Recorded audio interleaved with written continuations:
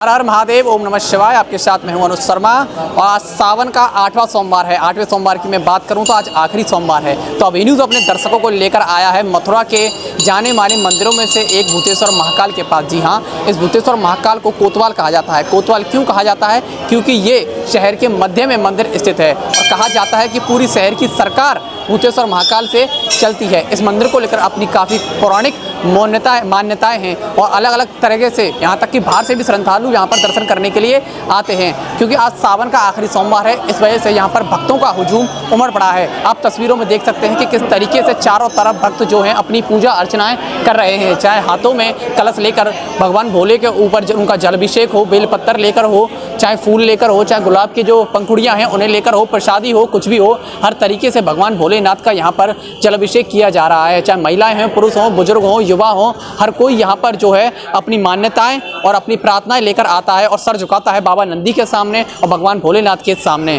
क्योंकि सभी भगवान भोलेनाथ को यहाँ पर मानते हैं। और कोतवाल कहा जाता है तो इसलिए इनके पास अपनी हर समस्या, हर विडंबना को लेकर आते हैं और कहा जाता है कि जो सच्चे मन से इनके पास अपनी विडंबना और समस्याओं को लेकर आता है भगवान भोलेनाथ उसका अच्छी तरीके से निराकरण भी करते हैं। आइए जानते हैं यहाँ के कुछ श्रद्धालुओं से कितने समय से वो यहाँ पर पूजा करने के लिए आ रहे हैं और अपनी किन किन मनोकामनाओं को लेकर आते हैं। बढ़ते हैं मंदिर के प्रवेश द्वार की ओर, जहाँ पर जो है श्रद्धालुओं का हुजूम उमड़ा हुआ है और वे भगवान भोलेनाथ की पूजा कर रहे हैं अपने अपने सच्चे मन से।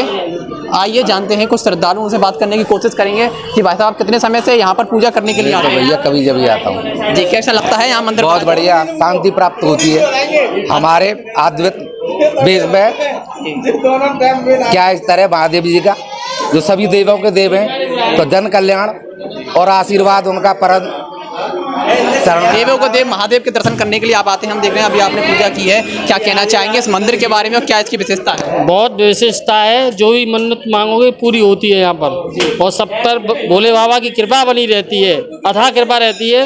मैं 20-22 साल से कंटिन्यू आता हूँ दोनों टाइम सुबह शाम।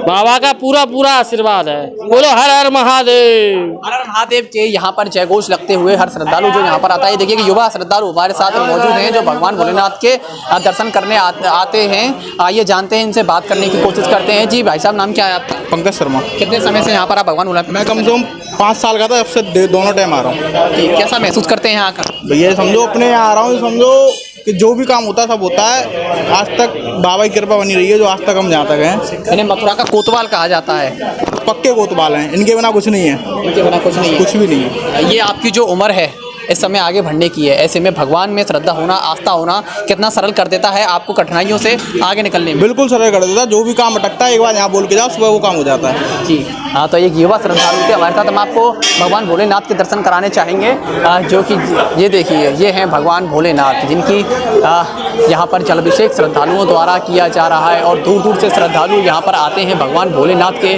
दर्शन करने के लिए। जी हाँ, इनके दर्शन का खासा महत्व है। कहा जाता है कि इनके पास जो भी अपनी सच्ची मनोकामना लेकर आता है उसकी मनोकामना भगवान भोलेनाथ जरूर पूर्ण करते हैं। और भगवान का ये होता है क्योंकि भगवान भोले बहुत ही भोले हैं, तभी उनका नाम भोलेनाथ पड़ा। भोले हैं इस वजह से वो हर किसी की जो समस्या है उसको जल्द ही दूर कर देते हैं। भगवान भोलेनाथ बिल्कुल मध्य में स्थित हैं मथुरा शहर के, इसलिए इन्हें कोतवाल भी कहा जाता है। और हर कोई जो चाहे बाहर से कोई श्रद्धालु आए या फिर इस शहर में आए, वो बिना भगवान भोलेनाथ के दर्शन किए हुए नहीं जाता है। यहाँ पर तमाम श्रद्धालु आपको दिखाई दे रहे होंगे जो भगवान भोलेनाथ से पूजा अर्चना कर रहे हैं। जी भाई साहब, मंदिर पर आप आते हैं, कितने समय से यहाँ पर आ रहे हैं और क्या कहना चाहेंगे इस मंदिर के बारे में? भोलेनाथ की कृपा सभी भक्तों पर बनी रहे। श्रावण का पूरा 2 माह अच्छे व्यतीत हुए, सबकी सुख शांति और कामना के साथ सबको मंगल बधाई।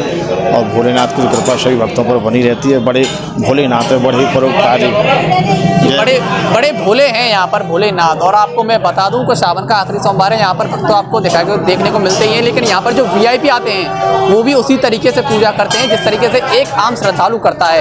इस वजह से इस मंदिर को और ख़ास बना दिया जाता है, क्योंकि VIP भी यहाँ आकर भगवान का एक सामान्य भक्त हो जाता है। और भगवान भोलेनाथ के ठीक सामने यहाँ पर नंदी जी हैं और कहा जाता है कि भगवान भोलेनाथ का जलाभिषेक करने के बाद अपने जो श्रद्धालु होते हैं वो भगवान नंदी के दर्शन करने जरूर आते हैं। और ऐसी मान्यता है कि उनके जो कान में श्रद्धालु कहकर जाते हैं, जो भी मनोकामना मानते हैं, भगवान नंदी उसे भगवान भोलेनाथ तक पहुंचाते हैं और कहते हैं कि हे प्रभु, आपके भक्त की ये पीड़ा है, इसको आप दूर कीजिए। इस वजह से यहाँ पर श्रद्धालु उनके कान में अपनी पीड़ा व्यक्त कर कर जाते हैं। और जैसा कि आप देख सकते हैं कि उनकी पूजा की जा रही है, क्योंकि कहा जाता है कि भगवान भोलेनाथ के जो सबसे प्रिय हैं वो नंदी ही हैं। इस वजह से कहा जाता है कि नंदी के पास आइए आप अपनी पीड़ा लेकर, तो भगवान भोलेनाथ उस पीड़ा को जरूर सुनते हैं, उसको हरते हैं और आपको एक अच्छा जीवन जो है प्रदान करते हैं। यहाँ के जो मुख्य पुजारी हैं उनकी माने तो प्राचीन बहुत मान्यता है इस मंदिर की। भगवान श्री कृष्ण की लीलाओं को देखने के लिए भगवान भोलेनाथ स्वयं यहाँ पर मौजूद हैं। और भगवान श्री राम के जो छोटे भाई थे शत्रुघ्न, उन्होंने यहाँ पर एक दैत्य राक्षस का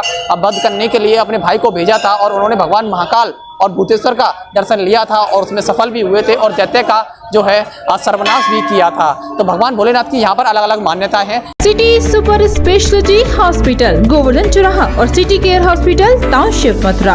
अब सुपर स्पेशलिटी सुविधाओं के लिए दिल्ली एनसीआर और आगरा जाने की जरूरत नहीं। Cardiology, neuro surgery, medicine, ortho gastro surgery, plastic surgery, critical care and pain management जैसी सभी सुविधाएं अब एक ही छत के नीचे।